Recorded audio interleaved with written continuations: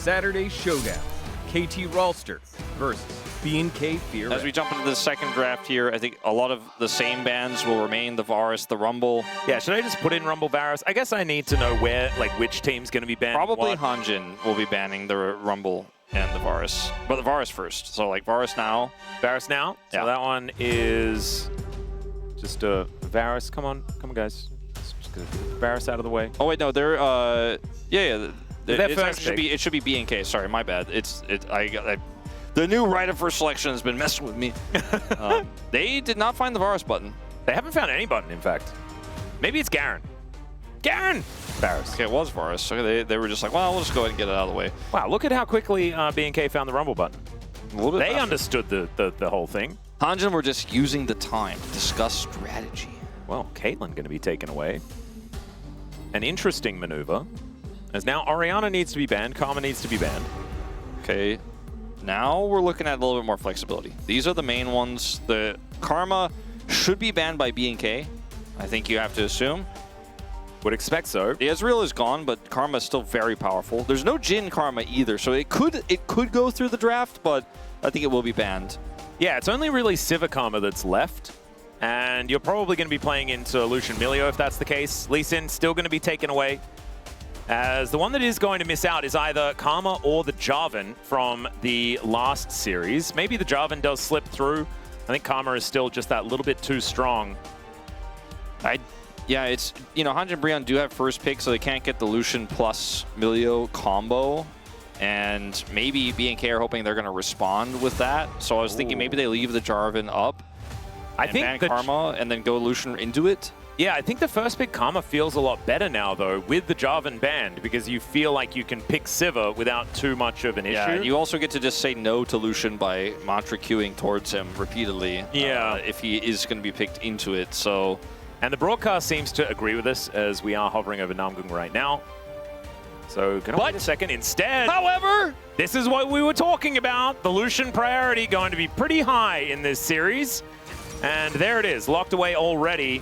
But now they're going to be staring down the barrel of a potential Sivir Karma right now. Or Ashe Seraphine, I guess. I was going to say, do we trust Taeyun to pick away Milio and play like a Aphelios or Jinx in this situation? Because that'd be kind of crazy. It is really, I mean, those are your two options. Otherwise, going for the Ashe Seraphine lane. The Karma Sivir could have been an answer, but they're not going to opt into that here, as this is pretty volatile, this lane matchup. If you don't hit your roots and your poke isn't doing enough damage as Kellen on the Seraphine, then you actually can lose this lane to Lucian. So he does a lot of damage very quickly, but it is one of those lanes that feels very playable into the Lucian. It's not going to be Lucian just pushing waves into your turret and then a level 3 gank comes down and, you know.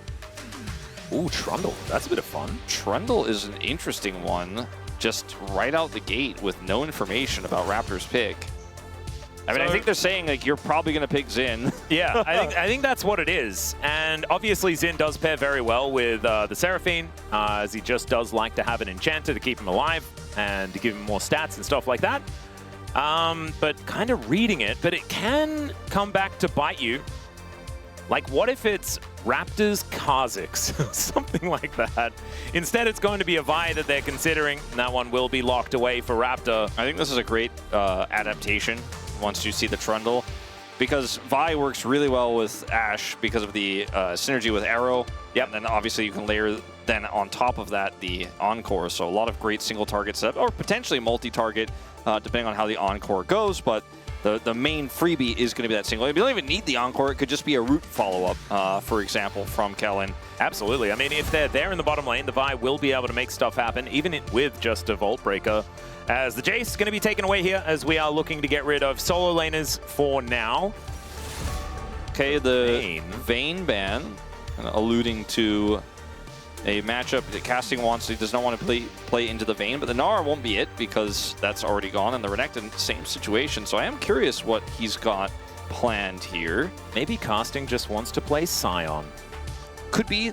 I think that's the more likely outcome. If they can pick it away as well, because Sion can be a problem for Lucian compositions.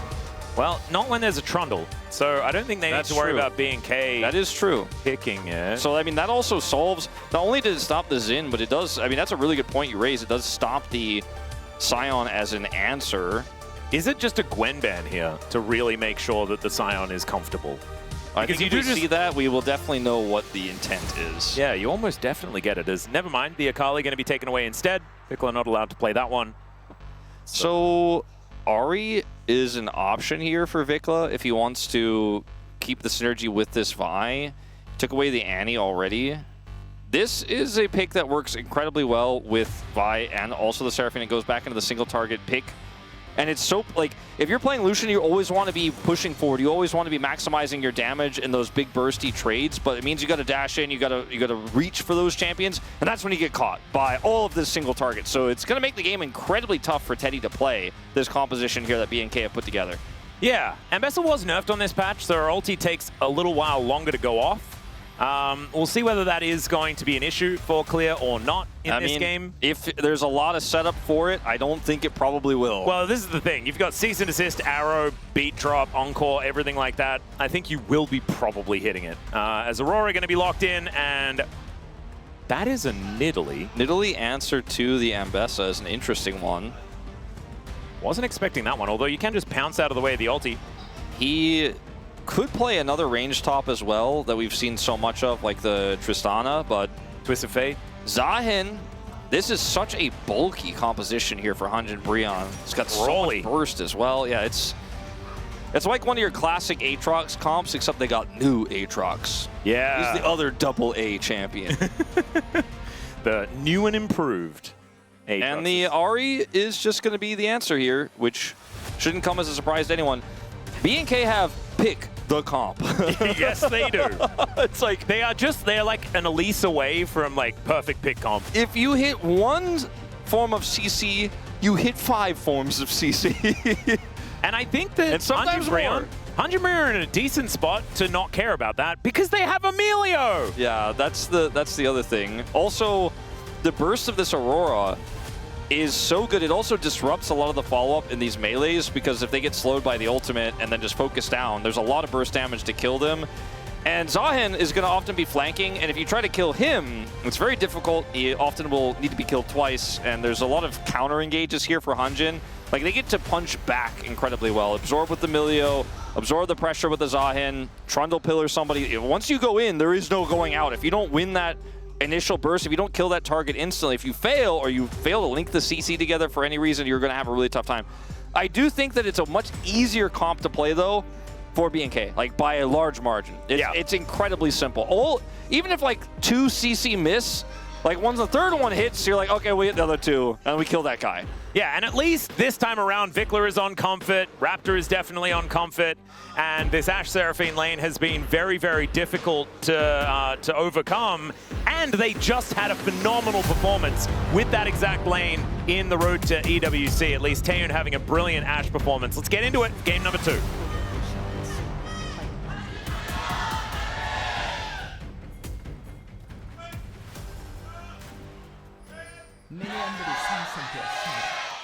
All right, here we are, ladies and gentlemen, under the rift for the second game of this series.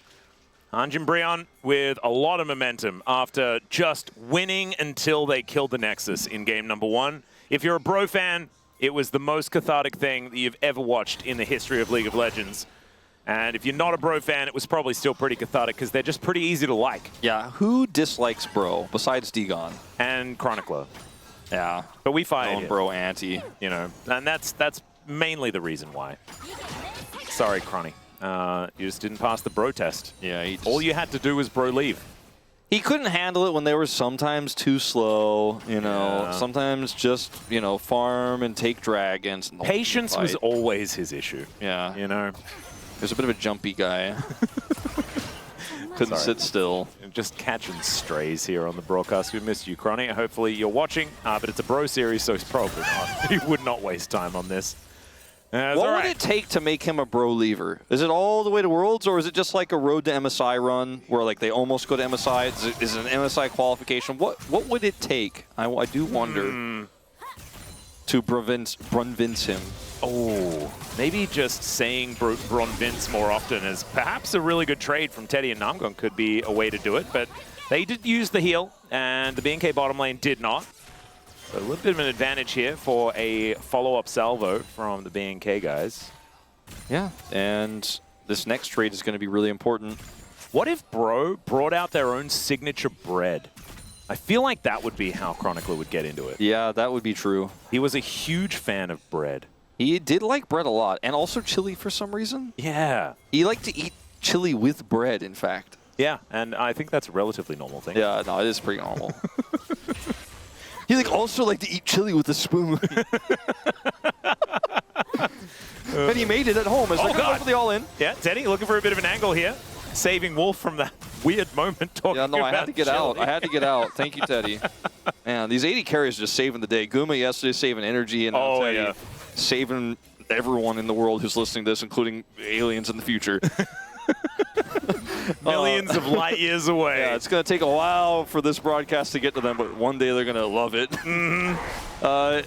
I do think that this comp for B&K extremely associate all these picks with these players, right? And this is a comp that is so simple to play, very aggressive to play. Mentioned Vicla's Ahri earlier when I was talking about the Anivia, right? Like, that's not a pick I go, oh, that's a Vicla champion. Ahri absolutely is. By the way, yes? Mao did say something. He said, when does DK play? Oh, no. Yeah. Don't watch the VOD. Let's just put it that way. It's all right. Let's try and leave that in the past, as we do have Casting and Clear just fighting one another. So Clear's feeling pretty okay about this as he looks to try and get back towards his side of the lane. Baiting. Yeah, Gideon moving up. And does Clear have enough dashes left remaining? That's the question. The flash after him from Gideon, and that's first blood over to Casting. Gideon's playstyle is so punishing. It is... I don't know what to call it. Maybe the best word to use is incredibly opportunistic, but he finds these angles, and then he gets his teammates I think it is just opportunistic. I think it's the perfect word. He's just suddenly like, okay, you didn't expect this gank, did you? But I set it up long ago, and I'm here for this. Casting is going to trick you, and you're dead. I mean, the camp in the jungle with the Nocturne was crazy as well, as we do have a heal. Yeah, Kellen taking a lot of damage here, but now Teddy has to deal with Taeun. Throws out a fair bit of damage, but Fire Kick's so good at denying a bunch of those autos. Raptor's turn. Yeah, Roma. Is he going to have to flash this Vault Breaker? The answer is no, because he made it very far underneath his turret. So he's going to be absolutely fine. No flash needed. Oh dear. This is actually very dangerous for this top side of the map. Casting now with his Hage put together. And with a 600 gold lead. The Zahen is not supposed to really win that hard early. But we've seen a few, including Perfect, Zahens. Okay, hold up, level 6. Yeah, and avoids so much of Vicla's damage here. The charm goes wide, and he throws down the ultimate. At least Roma does take back a fair bit of damage here from Vicla as well, even though he missed half of his buttons. Yeah, you kind of feel like that was, if Vicla hits those buttons, it might have been disastrous for him. That's definitely not what he was looking for with the tempo ult there.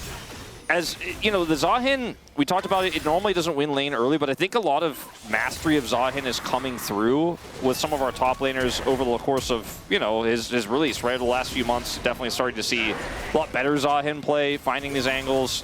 This time, obviously, very heavily assisted by his jungle, but now let's see what he can do with the lead, as he's not supposed to have it, but he does. Yeah, certainly. Now Gideon looking to grab a Rift Scuttler here. As we do have a wraparound from Gideon, Raptor. For an angle, but that ward, yeah, wrapped around. Exactly right. Sorry, I just sometimes, like, sometimes LCK commentators have, like, a response. I mean, oftentimes, I think it's part of your job, honestly. Yeah, we just have, like, we have to, like, acknowledge that, like, there are many Pog State episodes and desks where something is said like this, and there's a pun opportunity. We all kind of look at each other and say, "Don't say it." And then, like, wait, is that what you guys do? Yeah. Oh, because I normally just say it. Yeah, maybe that's part of. Maybe my wife is right. I mean, what I mean to say is we attempt to not say it. Yeah, maybe I should. There should be an inside voice and an outside voice. That's what I'm starting to learn. I don't know. Would I be me? I'm not sure. I'm having an identity crisis. As Teddy and Nam they're not. They are doing absolutely fine here. As Teddy going on forward, Taeun taking a fair bit of damage here, and Teddy keeping up the pressure. The volley does come back, though. Barrier going to be used here from Teddy. Keep him alive. Namgung taking the brunt of the damage as well. There is a fair bit of sustain here. There's the flash beat drop onto Teddy. He flashes away and the Mega Fire Kick is going to be there. Namgung keeping his 80 carry safe is now, oh, the flash over the Vault Breaker. That was so sick. That was crazy. I thought he was doomed for sure. I don't even know how that even happened. That's Mad Movie. Put that, just the flash, in the Mad Movie. I love it. As, all right, Vikla smells blood in the water, flashes on forward. The fire kick is there. The flash away, and Vikla will be able to find the double. They made him work for it, but he picks it up in the end, and that may have put BNK back in this game. Yeah, I think so. I was sorry to be concerned when he did take that turret aggro, but he ultimately does end up picking up 2 kills there on the bottom side, as Teddy and Namgung took the incredibly long journey away from the turret, and he came and swooped down and stopped them. Yeah, big crash into the turret as well, so a lot of minions are also going to get denied. He pings, that full wave that was coming. He pings twice, Roamer does, in the mid lane. They're very aware this is happening, but they're like, just can't go faster, and then they try to outplay, and the charm does connect here. If that misses, maybe an angle there for Teddy with the turret shot coming through, but it would have been very close. Either way, 2 kills go over, 4 stacks of Dark Seal, and Vikla is on the board. Yeah, and Roamer also wasn't expecting Vikla to ult his way over there. And so sort of was a little bit slow on the prediction of where he was going to be as well. So didn't quite work out there. Still, I mean, he had to vacate the lane. There is a big lead here for Vikla, but it could have been larger as a bunch of those minions were taken back by Roamer in the play. Now, we've got Gideon setting himself up here for a potential engage on this bottom side as Teddy will take the arrow. And Raptor was lying in wait. There's a brilliant pillar to try and deny him. Gets the flash out as the culling was also involved. Not really doing too much of anything there at all, though, unfortunately, for Teddy. Feels really good if you can get that steal away of the Vi ult because it extends her engage range so much. So massive grab there by the pillar of Gideon. So we keep looking at this top lane matchup because Clear has ult ready and always there's an angle. Yeah. Casting, just clearing these minions and happily holding on to this advantage, getting very close to item number 1. Got a lot of cookies in inventory as well. It's going to be very difficult to punish him as Raptor is on the top side of the map, but a little bit too slow to get him. He's just going to take Krugs and then might look for a grub contest here. We'll see when Gideon is forced to smite. I don't believe he saw the Vi there actually with that Scryers. I'm not 100% sure, but either way, knows that he's not on the grubs right now. We'll take this scuttle. And yeah. Gideon, we know he loves some grubs. And there is also just a lot of top lane pressure right now. And with Vikla taking all this damage, Roma should be able to make sure that they do have full priority on these grubs. So really nicely played. Possible Vi Ahri angle towards Roma here, but it is an Aurora. She is somewhat slippery. Also has flash. A lot of pings on grubs, and including vision pings. But they don't have vision, and they're not looking for it as this could be... That was an aggressive rotation from Roamer. Yeah, if there was a Raptor laying in wait, then it could have been a problem. He's like, what if he's in there? Let me check. I'm like, I don't think you want to check. But he was fine, and it's not going to matter. But all 3 grubs go over, no contest whatsoever from Raptor, who was trying for that gank in the mid lane and did not come up with anything. You can see in this bottom lane, Taeyeon has actually been able to utilize this early advantage that was built up by that initial play and has just continued to build. 500 gold, now the lead for the Ashe. And Teddy was really trying to put the screws in the early stages of the game, and that might have, that ship might have sailed. Yeah, I think that part of this game is done, but there's still opportunities for him to fight on upcoming Dragon, for example, or get ahead by pushing through the mid lane with some assistance from Gideon. Spacing great there from Roamer as we are having that fight I was talking about. Yeah, Grim Deliverance just going to be thrown down here as Clear taking a bit of damage, but is otherwise looking kind of all right.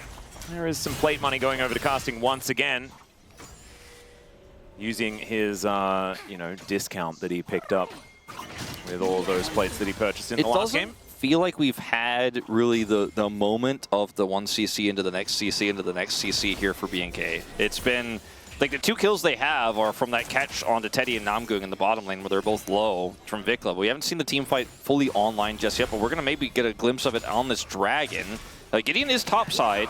Yeah, Gideon just going to walk on over here as the public execution does come on down. There's a flash in from Casting, though, to lock down the kill. And he will not be taken out by the tower. Now, is the cross map going to be there? That's the question.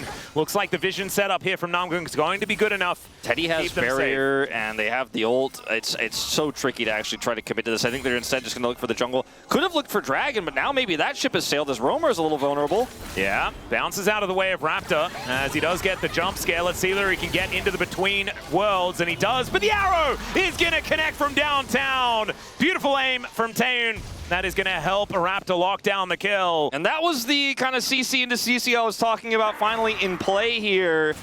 That should be the Dragon. They did not get the Dragon initially when they were trying to posture around the turret, but now with this kill, it is going to be over for free. BNK striking back again here, and will even up the game, and Gold will even up the Dragons.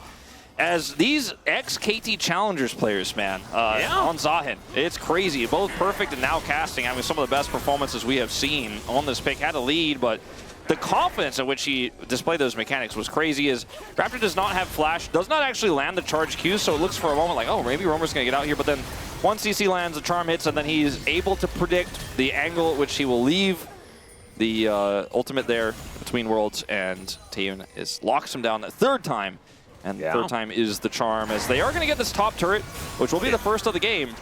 Yeah, and then Clear is just not allowed to enter his lane because the entire top side was just taken by Gideon there as well. All of these minions will die. Raptor walks over a control ward, so Gideon gets full information there as well. And the Bros move back to a 1,000 gold lead. The Brack row. Yeah, the Brack row is working, and they are focusing on this top side. Taeun is still very, very strong in this game, as the culling will get soaked by this Ashe. Takes the last few shots there as well, problematically. Yeah, that was not, I think, what he wanted, as Teddy just continues to fire there, and he takes a huge brunt of damage. The top turret is down, right? They denied that farm you were talking about from Clear. It just feels like Bro have decided, all right, we were going to play through the Lucian lane. It's not working out. We're playing through top lane now, and it's 2,000 gold, and Gideon is just coming up here on repeat, making big plays in both the top and mid lane. Like, what if the Bros are like the first team that realizes how to win through top lane? Yeah, that could be the thing. The Brack row, man. It is next level. We don't understand it yet. We haven't managed to study it enough to get onto the level of understanding the Bros have. You know, there was that that opening, I want to say it was 2022, where the Bro players, it's Umpty and somebody else has chess pieces, you know? Oh, I don't know if you remember this. And I think Umpty like moves the chess piece forward, and they're like, yes, this is the play. Because Bro was known to be a slow and methodical team, right? Like, I think that was good, you know, kind of symbolism in that opening back then. Now they've kind of been a little bit more known for aggression early. But still, strategic team, like, I think the way that we've seen Gideon play these early games has been really well thought out and pre-planned. And it's just working incredibly well for them. You know, he's the one who's been able to generate a majority of this lead here. Obviously, it's on to casting, but he's playing really well. And the Lucian, like, they abandoned it, and they're like, it's okay, Teddy's the Fountain Laser. He'll be fine later, probably. Yeah. That's the choice they've made, and they've kept this game incredibly even though it looked initially like after Vikla got those 2 kills that maybe this mid game was just going to be unplayable. Do you know what? The one person whose stocks are through the roof right now, Coach Song. Yeah. Won Worlds with a 6th place LCK team, and we were like, that was a fluke. If he manages to also turn the Bros, I'm not even saying win Worlds, if he turns them into a Legend Group team here in the LCK, not mathematically eliminated. Oh my goodness. I mean, Coach Song may just be the best coach in the history of League of Legends and perhaps the world. And maybe those aliens will be talking about Coach Song when they finally get the information back home. As Taeun will take a bit of damage here. The Encore is going to connect onto Teddy, but he's got Namgung there. He is going to be absolutely fine. Range extension really being a little bit of a problem here, as Ashe does like to try and outrange the Lucian.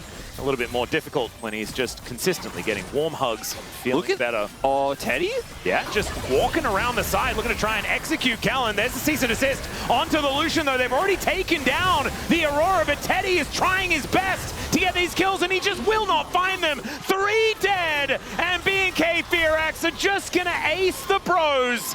Well, not ace them because the Zahin was just not there at all. Well, right before Teddy went forward, I was like, look at casting because he was between the turrets where that ward is in the bottom lane, just hard farming and denying clear as much as he can.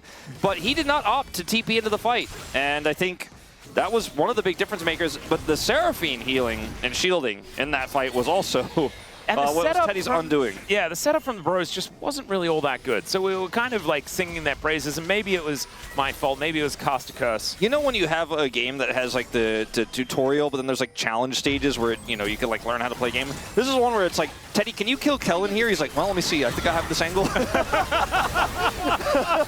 He's like, well, that was the objective, is to kill Kellen. Like, who cares about the Vi? And then he actually still almost kills Raptor, who narrowly escapes. He gets the heal there. I mean, Teddy, he saw an angle, but unfortunately it might have been a bit too, his eyes too big for his stomach there. It might have been a bit too aggressive, and he put his team in harm's way, and the Brolievers have vacated the building. Yeah. I don't know why, but they're gone. Yeah, there is an empty space. It's an empty space in my heart. That's all right. Teleport to bring the Zahin back in. Casting's like, guys, don't worry. If I'm there, we're going to win. And you know what? Maybe they can, because he is pretty strong at the moment.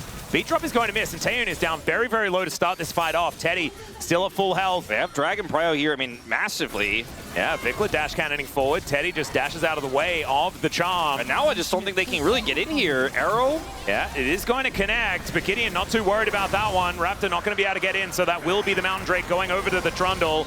The Aurora will get tagged by that Encore as Taeyoon also taking some damage back. Vikla now dancing around the fight with his ulti, but the Bros do not want to give him any sort of reset opportunity. But there's the charm, cease and desist, and down goes the Aurora once again. Can Raptor get out? That's the question, but Teddy gets tagged by the public execution. The Grim Deliverance, though, should be able to take down the Vi. Can Casting keep himself alive, though? He does have the passive stacked up nicely as Gideon getting on in there, but can Casting get out? That's the question. The charm is mistimed, and Casting should be able to blast cone his way to safety alongside the Trundle.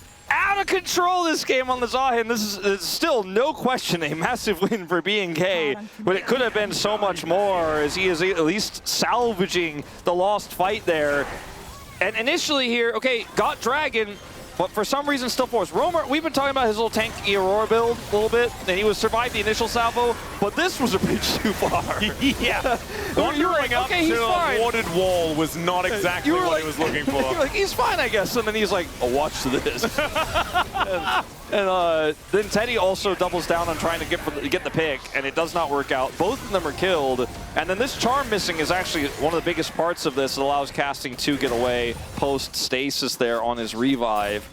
The gold lead is very large for BNK, and it is on the mid laner, who is the main source of setup for a lot of these fights, and on the Ashe, who's the main source of consistent damage. So very problematic for the Bros here. I mean, yes, Casting is huge in this game.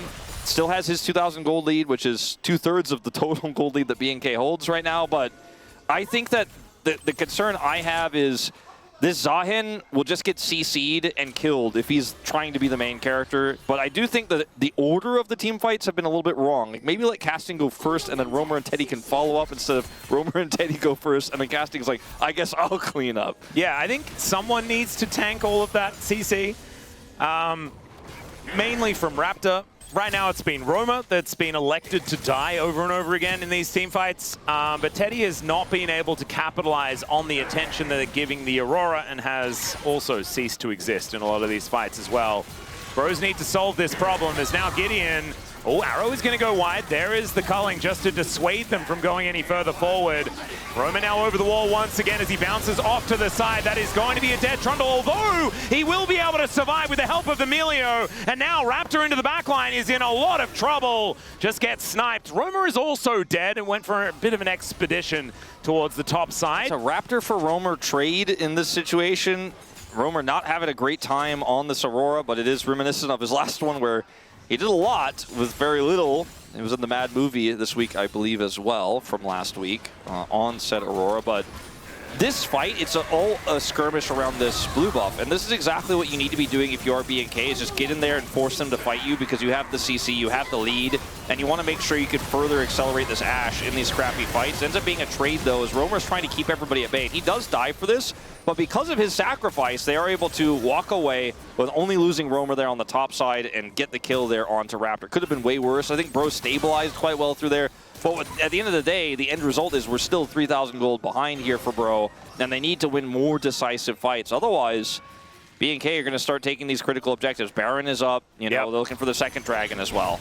Yeah, thankfully for the Bros, they were able to take that first Mountain Drake, and that means that we are a long way away from a potential Soul. And Vikler has completed Magi's, by the way. He is feeling himself here in this game. He's like, I'm not first-timing a Nivea anymore. I am playing the Ahri. I know how this one works, and we are going to win. And so far, that is proving to be relatively true. Raptor also with 2 items now complete. Gideon still looking for his second. And casting is gigantic. Absolutely. Has the Stridebreaker Trinity Force already done. But how much can he carry in these upcoming team fights? That's going to be the big question for us. Dead Man's Plate now being completed here for Gideon. And I mean, it's right now for B&K, the only test, and this is somewhat similar to the situation with D+ earlier today, is they have this lead, they have the tempo. Can they force fights on their terms with the vision control that they have? Baron is one of their best tools, but Dragon is the one that's more relevant right now because it's a bit early for them to do Baron at this point. Ashe only at 2.5 items. Use these objectives is what they need to do to force Bro to come to them so they can find those picks, line that CC up. As Vikla's a little bit late to the party here on this one, but will eventually get there. Yeah. Dragon is live now as Vikla looks to move in. I think so much of this hinges on Namgung and how well he's able to utilize his ulti. Is now Teddy going aggressive once again. Taeun! Is he just executed? He is! Teddy locks down the kill onto the Ashe. And now it's Vikla, basically the last one alive who has the ability to take down these carries. Doesn't quite find Teddy there. As 4 versus 5, it looks like B&K still wanting to fight for this one as casting maybe isn't the target that's all that easy to take down. Yeah, he's a great flank blocker there, basically. He's just like, you guys can't get in. I'm not going to let you collapse onto this team. Denies their entry. Too difficult to kill, too fed. And now they're just rushing down this dragon with Teddy's damage, and that will be enough. Good play from Bro here. And the punish onto Taeun was real. Beautifully done. And so, B&K don't lose anymore, right? But they do lose Soul Point over to the Bros. Vikla kind of shows his hand early here in this fight, and it doesn't have his abilities. There's no peel here. Kellen's ult does nothing. And unfortunately, I think that's what Taeun was relying on, was, okay, Kellen can get me out of this situation no matter what happens. But the burst damage was too quick, and he just died before anything could really be done about it. Yeah, now Teddy he's got all the makings of his Infinity Edge. He's so close. But the fact that he doesn't have it isn't relevant really right now because B&K can't necessarily start this Baron, and they already got the Dragon, and they're on Soul Point. This Zahin is already so huge. Imagine Mountain Soul in his hands. And even Gideon is just going to be so difficult to take down. Obviously, Taeun will be completing his Mortal Reminder relatively soon, so they do have some ability to cut down the healing. But still, it's going to be a pretty rough time into this subjugating, incredibly tanky Trundle that will just kind of eat people if he's left alone. Something we've learned today in both of our series where we've seen games like this with B&K where they are ahead, as I'm going to hold my thoughts. I thought we had someone hiding in that brush. The inability to start Baron or confidently make a play through their vision control is what can be the difference between like T1 and B&K, right? T1 starts the Baron, right, pulls off of it, they react quickly, but B&K are kind of pushing that top outer, which is step one before you want to start the Baron safely, but they're now just going to go with fishing again, and Broken, this is so transparent to Bro. Now they're like, okay, we can just slow play this and group up, and now you don't actually have the numbers advantage. Yeah, Vision does go down here as they look to pillar Vikla. They see the money, and they want to take it for themselves. Hard to lock down the Ahri, but now she's ulted, and once that wears off, the Bros can start a fight. Now the culling comes through. Teddy actually not wasting any time as Raptor, he goes in, public execution into the backline. Teddy is gonna survive though, and now Clear trying to escape the battle. Vikla with no ulti though is nowhere near as mobile as he was in the past, as the beat drop not enough to take down Roma, and all of the Bros stay alive. Yeah, and with no jungler here, you can't do Baron. And this is, I feel, a self-inflicted attack here by B&K. Like, they went in for this play, and they were so close to making it work, but they didn't get to fight on their terms the way they wanted to. Clear is far away initially here when Gideon sets this up, and then they have to go. They have to go on to Teddy. Clear is waiting for this moment.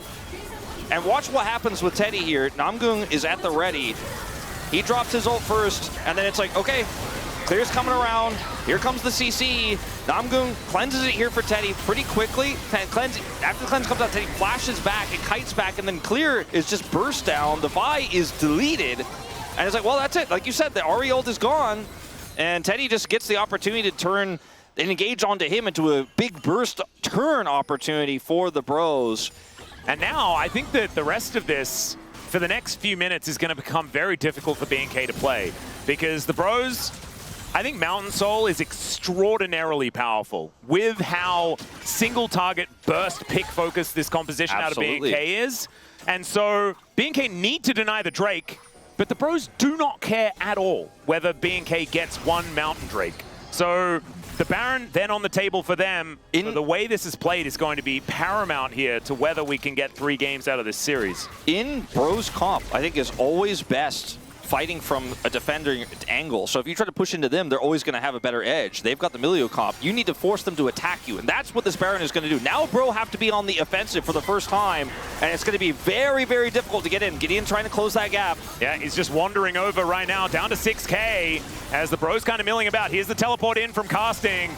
Okay, Raptor does go for the engage, but the culling is just going to murder him. Public execution goes wide, but Teddy still in trouble as he gets charmed up. They manage to take him down, but casting already picks up a double, as now Romer is doing the damage. Tayan trying to get out, but Gideon is just eating him. He just hits him with his truncheon, takes down the Ashe, and now Clear versus Gideon and casting. That is not going to work. He might be able to take Romer with him, but that doesn't even happen. And now Gideon casting, they'll easy be able to take down this Baron. The turn, the timing of it was so rough. Raptor had taken so much damage before he went in that Teddy just kills him in ult. That almost never happens. And then Clear, you could feel the lag of that new ult coming through on the Ambessa and them falling once. So Raptor flashes through, he's dead before he gets there. Back. Look at this. Yeah. It takes so long to channel that Teddy actually doesn't get hit by it. He ultimately still dies, but now Clear's on the wrong side of the fight, has to flash away. And it demanded the flash charm from Vikla, and then Vikla is right in front of a Zion who just murders him. Yeah, this is what I'm talking about. The defensive capabilities of this Bro comp are so insane that you need to have everything linked up, or you're just not going to be able to kill them fast enough. You're not going to be able to kill them the way you want. Teddy's going to trade one for his life while offering extra damage there. It's crazy. That was a gold lead for Bro. Yeah, 100. It's not really much, but they have just been so much more confident in these team fights. Gideon coming on over. If they get a Mountain Soul, man, this game is going to feel so difficult for BNK to play. Right now, Teddy, though, is just going to push through, probably grab this turret, as Vikla in a bit of trouble here. Lands the charm onto Roma, though. Still taking the worst end of that stick with Namgung there to try and defend his mid laner. Vikla in a bit of trouble. Let's see who is going to be able to pick up this dragon as the culling comes down, just trying to soften them up before this fight has even started. Between the Worlds comes through as Vikla dashing on forward. He's so incredibly low as now casting, dashing to the back of the fight. He's got the passive built up now as Teddy takes down Raptor. Clear battling, wants to take out at least Emilio for his trouble, but not even that's going to happen. Vikla's dead. Kellen once again, the last man standing in. It's almost a clean ace for the Bros. Yeah, and Kellen is just in no man's land here. It looks like he might be able to get out, but ultimately this is a back-breaking play. It was step-by-step Bros defensive setups and team fights, got them inch by inch closer to the gold lead of BNK. Now they take a 4,000 gold lead. They're breaking open the base here. 5,000 gold on the Red Bull Baron power play. Whoa. I think Bro have done it. Look at the kill score and tell me what Gideon's KDA is this game. My God, I've never seen a Trundle this insane. Active. He is insane. All over the place. 100 KP. All right, so Vikla's incredibly chunked, so he can't do anything. Look at the split here between this ult from Raptor onto Teddy and the rest of the team being gated by casting. Raptor just tries to 1v1 a Fed Lucian and finds out the hard way that that's not going to work, but the team just cannot link together. And Bro have just denied every single aggressive mid to late game team fight here for BNK. They've tried to find the angles, they've tried to find the dive. And I said the comp is easy to play. I think that's true. It's just that Bro have outplayed it at every turn, and this Milio pick is really doing quite well. But Teddy's positioning, his reactions to these engages. I swear, Gideon is just improving at a speed that I was not expecting this season. This guy on the Trundle making stuff happen. But also, I feel like Lucian Milio has been utilized incredibly effectively. Like you're saying, you look at the score lines of this bottom lane, it's not all that impressive. But as we get to the later stages, the Milio's value is just extraordinary into what BNK want to do. Yeah, and when they lose map control, it becomes difficult to fish for those charms slash, Vi ults, charged Qs, the Ambessa public executions to link that CC together. All you really have for safe engage is the arrow, but you don't know where to aim it. Well, they're going to aim it at Roma. And Roma is going to leave. They knew where he was to aim it, but it didn't. He just reacted very quickly. Yeah. So now Bro are one dragon away from that Mountain Soul you talked about. That's super problematic if they get their hands on. They have the mid inhibitor, so Prio is always there. It's very difficult for BNK, especially with this composition, to quickly and safely clear waves to get to a position to threaten. Like, look at where Raptor is right now. If he can find some window where he can get between minion waves and get to the backline flank, maybe there's an angle, but by the way, it's so hard. If casting ever gets on top of anyone, they are not going anywhere. He's got Randuin's Stride Breaker. And he's like, you're slow, very You are slow all the time. As Vikla takes half of his health bar, we'll get a bit of it back with the help of Kellen, as they just put a kennel up underneath that turret. It's blinking at them. It is. Or else. There might be a doggo in there. Be careful. It's all right. Vikla standing pretty far up as Teddy just throws out the culling and doesn't get hit by anything. It's kind of insane. Just sieging the turret. On through, and they are just sieging with a low-range AD carry. It is somewhat difficult to do, as now Gideon throws down another kennel, and that is just going to be used for disengage. The Seraphine's going to heal up a lot of that poke that we just saw attempted. Is the arrow?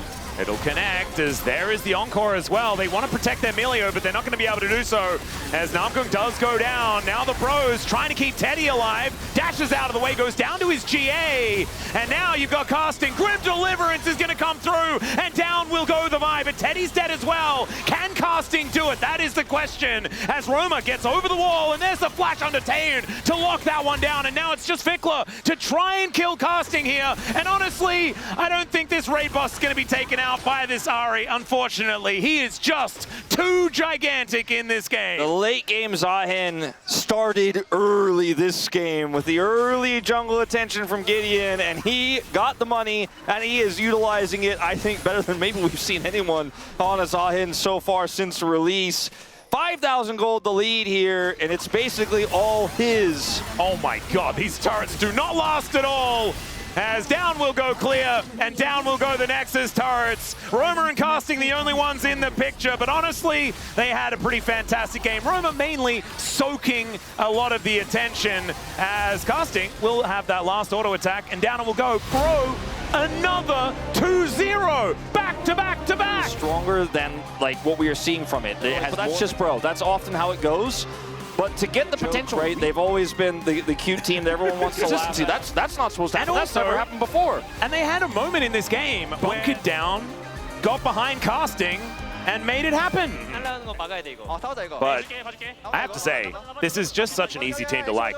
I just love it when the Bros are doing well, as they are going to be making the calls here. And the fact that they lose the Milio at the very beginning of this without being able to really do anything at all really shows how far ahead casting was. Yeah. Casting is just like, I don't care. The rest of them are screaming Ash, Ash, Ash, Ash as they get on top of Taeun. And then at this point, you were like, can casting do it? And casting was like, watch me. He instantly flashed on top of Taeun and executed him. And then, yeah, Vikla didn't really have very many buttons, and so casting killed him. Casting had red buff as well. He has well and truly ascended in this game. Having a look here at the damage numbers, Taeun and Vikla are actually doing the most in the game. But the 22k that casting did was the important 22k, let's just say it was the most effective. It was the one that led to the eliminations. As Romer actually ended up doing a lot, despite being 0-4 at some point in this game. And give Gideon his palm. Yeah, I know Teddy's very popular. I know casting had great moments, but Gideon deserves it. He controlled from start to finish so many aspects of both games. And 100% KP. 100% KP Trundle is just so impressive. He is going to pick it up 10-1-7, 4-2-12. Just an absolute masterclass in the jungle here from Gideon. And from the beginning till the end, he just knew what to do and executed on it. And it's beautiful to see, like proactivity, sorry. And finding moments and adapting on the fly. It's beautiful to see. And